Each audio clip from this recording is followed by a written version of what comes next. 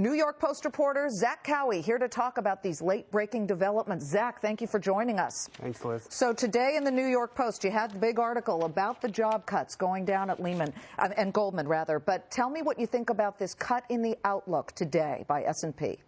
It seems to me it's a little Johnny-come-lately for S&P. I mean, Goldman and Lehman had their earnings Tuesday, was it? And their investment banking business is down 40%.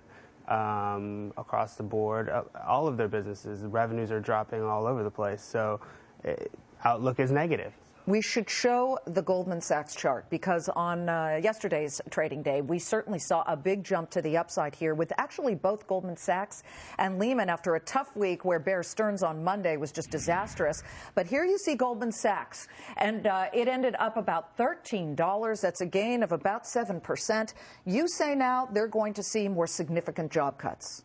At Goldman, yeah. Goldman Sachs. Right, 10 to 15% in their capital markets unit, which is, you know, they have 30,000 people at the firm, 32,000 worldwide, and so this only represents about, you know, roughly 200 people or 300 people. So it's not that much because there's 3,000 or 4,000 in the investment banking division.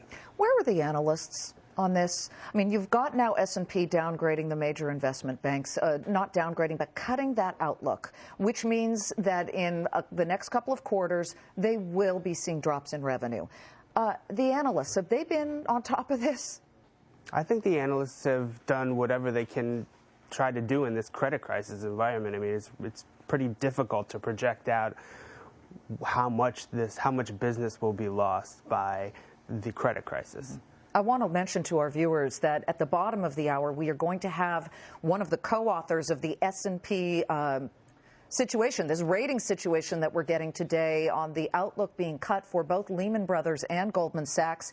He is going to be with us, and so we will make sure to ask him a lot of these questions. But clearly, this is an interesting situation as it sort of is superimposed against a lot of job cuts on Wall Street. Let's bring in the panel here.